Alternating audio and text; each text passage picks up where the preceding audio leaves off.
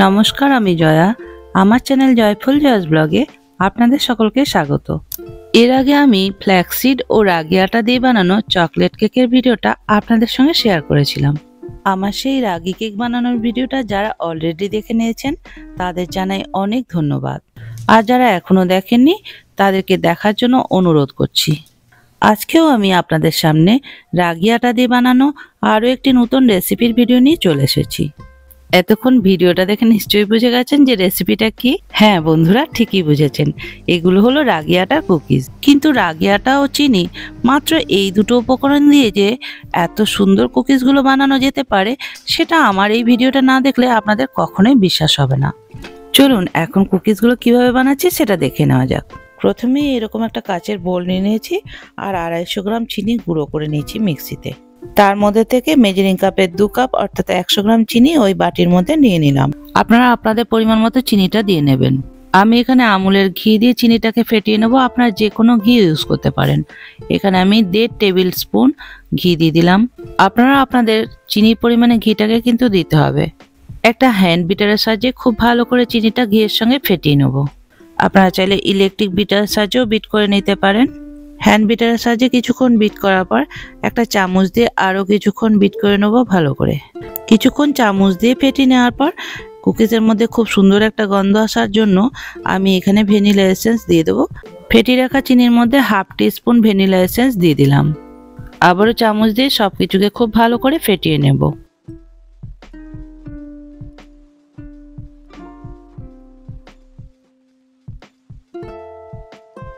চিনিটা ফেটাতে ফেটাতে যতক্ষণ না এরকম একটা ক্রিমি টেক্সচার আসছে ততক্ষণ ফেটাতে হবে। এখন বাটির উপরে আমি একটা এরকম ছাঁকনি দিয়ে দিচ্ছি। রাগি আটাটা চেলে নেব। এরকম করে চালনি দিয়ে চেলে নিলে আটার মধ্যে থাকা ভুসি এবং নোংরাও বেরিয়ে যাবে। যার থেকে এখন আমি মেজারিং কাপের 1 কাপ অর্থাৎ 200 গ্রাম রাগি আটা ওই চালনির মধ্যে দিয়ে দিলাম। আটাগুলো ভালো করে চেলে নেব। আপনারা প্রায় সকলেই জানেন যে রাগি আটাটা কতটা উপকারী, এবং এই আটার কুকিজ যেহেতু দেখতে একেবারে চকলেট কুকিজের মতন হয়, তাই বাচ্চাদের জন্য এটা খুবই হেলদি কুকিজ হয়। আটা সম্পূর্ণ চালা হয়ে গেলে একটা চামচ দিয়ে ওই চিনি পেস্টের সঙ্গে আটাটাকে খুব ভালো করে মিশিয়ে নেব।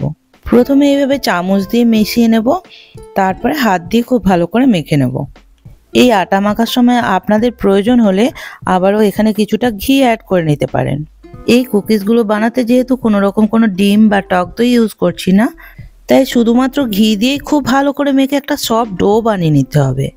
তাই এই ডোটাকে আরও সফট করার জন্য এখন আমি বেকিং পাউডার দিয়ে দেবো 1/2 টিস্পুন। বেকিং পাউডারের জন্য কুকিজগুলো খুব তাড়াতাড়ি কুক হবে এবং খুব ক্রাঞ্চি হবে। সব কিছুকে আবারও খুব ভালো করে হাত দিয়ে মেখে নেব। যতক্ষণ পর্যন্ত না আটার একটা সফট ডো তৈরি হচ্ছে ততক্ষণ রাগি আটাটা মেখেই যেতে হবে। এখন আমার ডোটা সম্পূর্ণ রেডি হয়ে গেছে। দেখুন ডোটা এরকম হবে। এখন এই ডোটার থেকে হাতে করে রুটির মতো ছোট ছোট করে কতগুলো লেচি কেটে নিয়ে হাতে করে ঘুরিয়ে ঘুরিয়ে কুকিজের শেপও দিয়ে নিতে পারেন, কিংবা এই লেচিটাকে লম্বা একটা রোল বানিয়ে নিয়ে একটা চাকু দিয়ে সমান মাপে পিস পিস করে কেটে কুকিজের শেপ দিয়ে নিতে পারেন। আমি 2 রকম করেই আপনাদেরকে দেখিয়ে দিচ্ছি। আমার কাছে যেহেতু মাইক্রোওয়েভ প্রুফ কোনো রকম কোনো ট্রে নেই, তাই এরকম একটা ঢাকনা নিয়েছি আমি। এটা মাইক্রোওয়েভ প্রুফ। এটা মনে রাখবেন যে মাইক্রোওয়েভে কুকিজ বানাতে হলে কিন্তু মাইক্রোওয়েভ প্রুফ যে কোনো পাত্র কিংবা বোরোসিলের পাত্র নিতে হবে। আমি এরকম একটা বাটিও নিয়ে নিয়েছি। একটা বাটার পেপারের মধ্যে খানিকটা ঘি নিয়ে ওর মধ্যে স্প্রেড করে দিচ্ছি, আর বাটার পেপারটা বাটির মধ্যে সেট করে দিলাম। আগে থেকে হাতে কেটে রাখা লেচি দিয়ে 2টো কুকিজ বানিয়ে নিয়ে ওই বাটির মধ্যে রেখে দিয়েছি। বাকি অংশটাকে এরকম একটা রোল করে নিয়ে চাকু দিয়ে সমান করে কেটে নিয়েছি। এখন এগুলোকে নিয়ে হাতের মধ্যে নিয়ে কুকিজের শেপ দিয়ে নেব। আপনাদেরকে খুব সামনে থেকে এগুলো বানিয়ে দেখিয়ে দিচ্ছি কত সুন্দর লাগছে দেখতে। দেখুন, বাকি কুকিজগুলোকেও একই রকমভাবে শেপ দিয়ে নেব। কুকিজের শেপটা আপনারা আপনাদের পছন্দ মতোই দিতে পারেন। কাঁচা অবস্থাতে এই কুকিজগুলো দেখে মনে হচ্ছে দেখুন একদম চকলেট কুকিজ। বানানোর আগেই যদি এতটা লোভনীয় হয় তাহলে বানানোর পরে কতটা লোভনীয় হতে পারে তাহলে সেটা বুঝতেই পারছেন নিশ্চয়ই। আর রইল বাড়ির বাচ্চারা, তো ওরা বুঝতেই পারবে না যে ওরা আটার কুকিজ খাচ্ছে না চকলেট কুকিজ। এবার আমি ওই কুকিজগুলোর উপরে একটু সাদা তিল ছড়িয়ে ডেকোরেশন করে নেবো একটু। যদিও সাদা তিলের গুণ প্রচুর, তবু এটা সম্পূর্ণ অপশনাল। আপনারা বাড়িতে থাকা যে কোনো ড্রাই ফ্রুট দিয়ে এগুলোকে ডেকোরেশন করে নিতে পারেন। আপনারা চাইলে কুকিজের 2টো পার্টে এই তিলগুলোকে স্প্রেড করে দিতে পারেন। আমার কাছে অল্প তিল থাকার জন্য আমি একটা পার্টেই করে দেখালাম। এখন তিল দিয়ে ডেকোরেশন করার পর দেখুন কতটা সুন্দর লাগছে দেখতে এগুলো। মাইক্রোওয়েভ এবং গ্যাস দুরকমভাবেই আপনাদেরকে বেক করে এগুলোকে দেখিয়ে দেবো। 180 ডিগ্রি তাপমাত্রায় মাইক্রোওয়েভ প্লাস কনভেকশন মুডে রেখে মাইক্রোওয়েভ প্লাস কনভেকশন মুডে রেখে 180 ডিগ্রিতে 5 মিনিট বেক করে নিলাম। 50 মিনিট পর মাইক্রোওভেন থেকে বের করে নিয়ে আসলাম। আর দেখুন কুকিজগুলো দেখতে এখন কত সুন্দর লাগছে।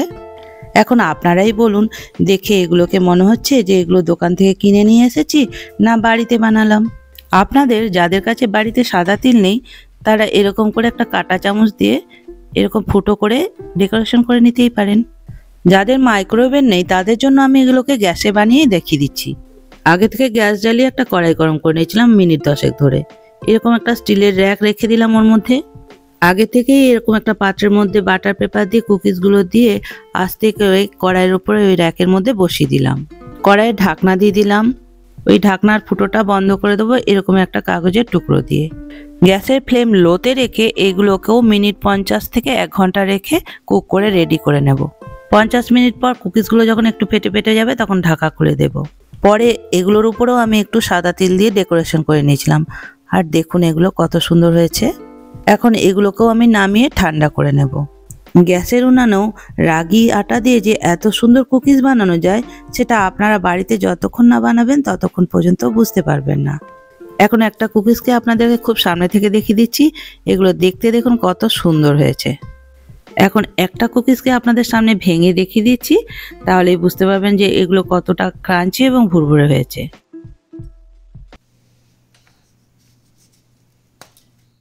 এই কুকিজগুলো খেতে কিন্তু অসাধারণ হয়েছিল। তাই আপনাদের কাছে রিকোয়েস্ট করছি আপনারাও বাড়িতে অবশ্যই একবার এই কুকিজগুলো বানিয়ে দেখবেন। আর বাড়িতে বানালে আপনাদের কাছে রাগি কুকিজগুলো কেমন খেতে লাগলো সেটা কমেন্ট করে অবশ্যই জানাবেন।